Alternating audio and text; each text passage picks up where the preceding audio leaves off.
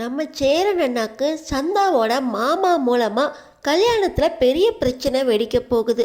இன்னொரு பக்கம் பல்லவன் நடேசன் அப்பா கூட சண்டை போட்டுட்டு வீட்டை விட்டு வெளியே போயிட்டான்.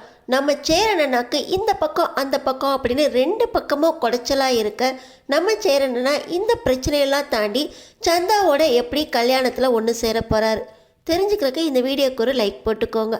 ஸோ பார்த்தீங்கன்னா நம்ம சேரன் அண்ணா குடும்பத்தோட ஒன்றா சேர்ந்து பிரியாணி சமைக்கிறாங்க. சமைச்ச பிரியாணியை பல்லவனுக்கும் அதுக்கடுத்து நம்ம நிலாவுக்கும் அப்படின்னு டேஸ்ட் பண்ணி பார்க்க கொடுக்க, இப்பயே சாப்பிட்லான்னா சூப்பராக இருக்கு அப்படின்னு பல்லவன் சொல்ல, நீ போய் குழி அப்படின்னு பல்லவனை அமுச்சு வச்சிடறாங்க நிலா.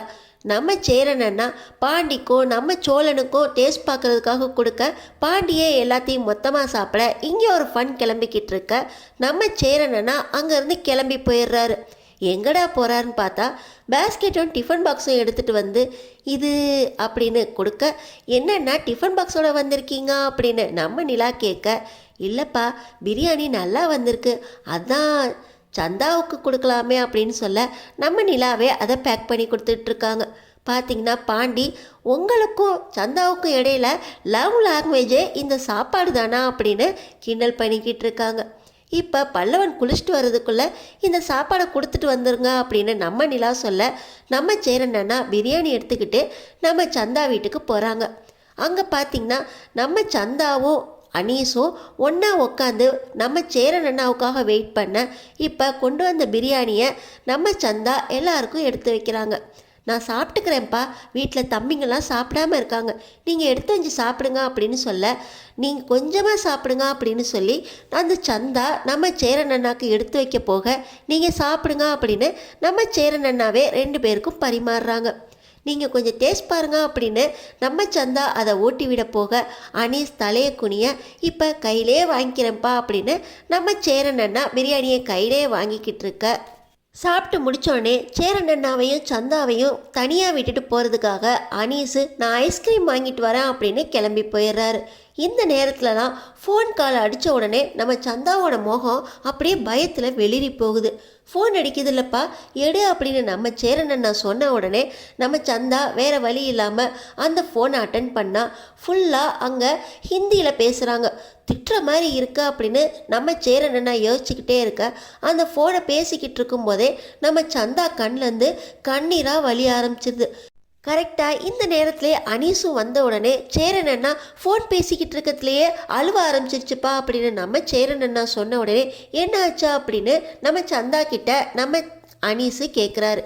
இப்போ சந்தா மாமா பையன் ஃபோன் பண்ணால் இப்படி மிரட்டுறான், வந்துடுவேன் அப்படின்னு சொல்கிறான் அப்படின்னு சொன்ன உடனே அனீஸு அப்படியா, இதுக்கெல்லாம் அழுதுகிட்டு இருக்கலாமா அப்படின்னு சொல்லி நீ போய் முகத்தை கழுவிட்டுவான் அப்படின்னு சந்தாவை அமுச்சு வச்சிடறாரு.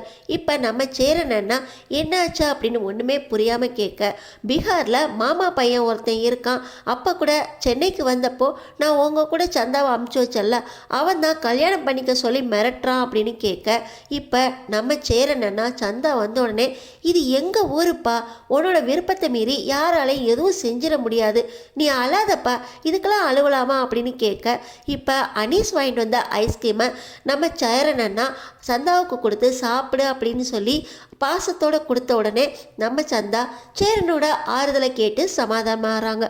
இங்கே இன்னொரு பக்கம் நம்ம நிலா சமையல் செஞ்சதுனால களைப்பாக இருக்க, நம்ம சோழன் டீ போட்டு குடிங்களேன் கூலாயிருவீங்க அப்படின்னு கேட்க, ஏன் போட்டு கொடுக்க வேண்டியதானே அப்படின்னு கேட்க, எனக்கு போட தெரியாதே அப்படின்னு நம்ம சோழன் சமாளிக்கிறாரு.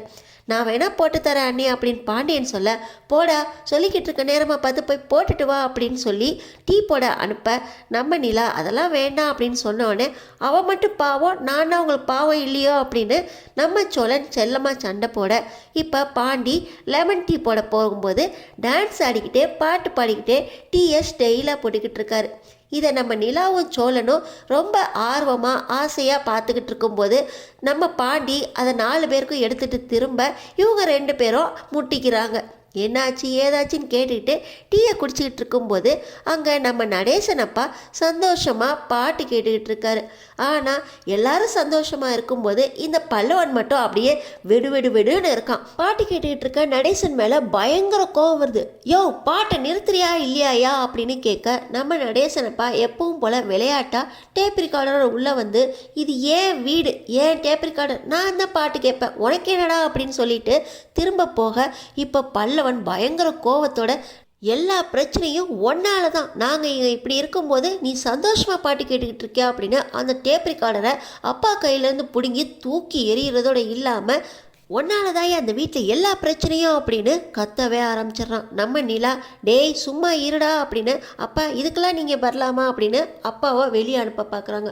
ஆனால் நான் இப்போ பேசணும் அண்ணி, எங்கள் அம்மா எனக்காக தானே வீட்டுக்குள்ளே வந்தாங்க, நீ தானே அவரை துரத்தி விட்ட, எங்கள் 2 பேரையும் பிரிச்சிட்டிலேயா, இவர் தான் அம்மாவை கொலை கூட பண்ணியிருப்பாரு, இவர் கொலைகார அண்ணி அப்படின்னு சொல்ல நம்ம நடேசன் அப்பாவோட சந்தோஷமான முகம் இப்போ அப்படியே மாறி போயிடுது. சோகத்தில் அந்த பக்கமாக திரும்பி கண்ணு கலங்க நிற்க இப்போ நம்ம நிலா டேய் நிறுத்துறியா இல்லையா அப்படின்னு சொல்கிறாங்க.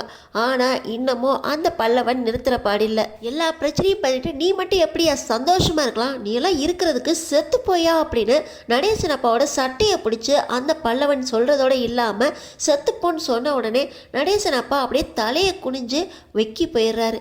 இப்போ நம்ம நிலா அவரை எப்படா நீ செத்துப்போன்னு சொல்லலாம் அப்படின்னு ஓங்கி கணத்தில் ஆரஞ்சு இருக்க இஷ்டம் இருந்தா இரு இல்லை வெளியே போ அப்படின்னு சொல்ல என்னை அடிச்சிட்டிங்கல்ல அண்ணி நான் போகிறேன் அண்ணே அப்படின்னு பல்லவன் வீட்டை விட்டு கிளம்பி போக வீட்டில் சந்தோஷமாக இருந்த சோழன் பாண்டி 2 பேருமே டேய் நில்றா அப்படின்னு பின்னாடியே போக நம்ம சேரன் ஏற்கனவே சந்தாவுக்கு அவங்க மாமா பையனால் பீகார்லேருந்து பிரச்சனையை எப்படி சமாளிக்கலாம் அப்படின்னு யோசிச்சுட்டு வந்த சேரன் இங்கே பல்லவனுக்கும் நடேசன் அப்பாவுக்கும் சண்டை வந்து வெளியேறி போகிறத பார்த்து அப்படியே கொலை நடுங்கி போயிடுறாரு. 2 பக்கம் பிரச்சனையும் நம்ம சேரனா எப்படி சமாளிக்க போகிறாரு. கண்டிப்பாக நடேசன் அப்பா நல்லவர் அப்படின்னு நிரூபிக்கிறதுக்காக உண்மையை சொல்ல மாட்டார். ஆனாலும் இந்த பிரச்சனையை சமாளித்தே ஆகணும். நம்ம சேரனும் நிலாவும் எப்படி சமாளிக்க போகிறாங்க தெரிஞ்சுக்கிறதுக்கு நம்ம சேனலை சப்ஸ்கிரைப் பண்ணி தொடர்ந்து பாருங்கள்.